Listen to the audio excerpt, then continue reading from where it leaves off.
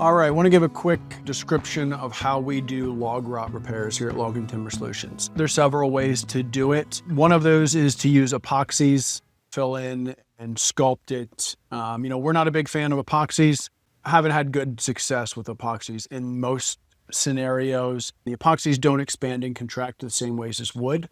So usually in a year or two, we found you've got a split seam, a crack between the degraded prior rotted wood where you've dug it out, and that epoxy where water can now get in, run down the log, runs behind the epoxy and starts to rot in behind there. So, epoxies can be effective. If usually in a year or two, you got to come back and then re-caulk with some elastic product around the perimeter of that. But we think it's just better just to go ahead and reface the log. Cut that section of log out, get a new piece of siding that matches the exterior profile, the same curvature, the same hand hewn, whatnot, and put a piece of siding on there, match it up and go that route. So, really we do it one of two ways: refacing and then full log replacement.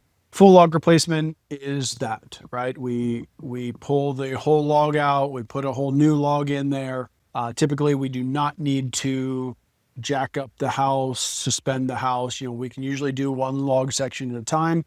However, there are times when we're doing whole corner sections and we do need to put a hydraulic jack on there and suspend a corner of the house to do a whole corner section at a time. So full log replacement is one option. Rarely is that required. If you've got at least 1 inch of solid wood on the inside, we can usually reface it. But again, site survey, getting somebody out there to take a look, help with that. 90+% of the log rot we get to, we can reface it. If you've got several feet of rotted log on the face of a wall, we will take a chainsaw, make cuts about 1 inch apart and excavate the rot. We'll chisel it flat, but usually 2-3 inches, but we want to get in there, get behind the rot, get that out, get semi-flat. We will spray a borate product in there, which will kill the decaying wood, stabilize the wood that's in there.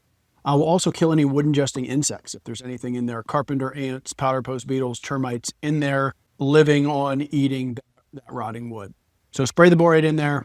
We'll get a piece of siding, hopefully from the same log manufacturer if we know what that is, or get a similar one if it's gone out of business. A lot of times that's the challenge. I think it's 85% of log home companies that were around before '08 are out of business now.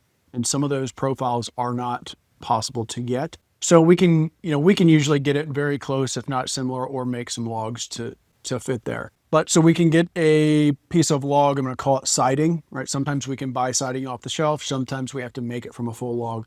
But we'll get a piece of siding, match that exterior profile up. Sometimes we do need to put blocking behind it to shim that siding out, depending on how much we need to excavate there for rot. But we'll get that exterior profile to match. We will close cell foam behind it, so you don't have a void. So you don't get air getting back there, condensation, and it starts to rot, fester, mold back in there. And you don't get insects and lizards and whatnot living back in that void and causing issues. So closed cell foam, and then we will caulk or chink, or both, depending on the profile, how your log cabin's built. But we will seal the perimeter of that refaced area in.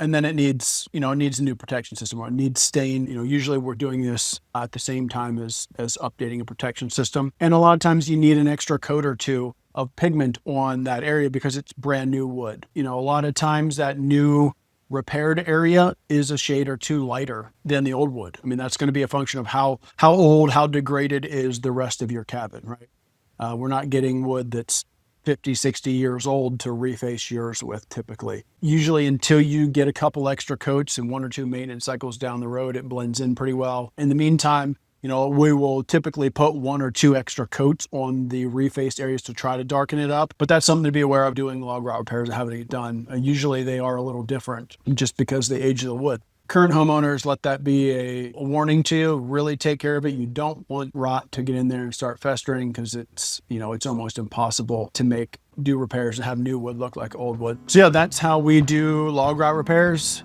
Hope that helps.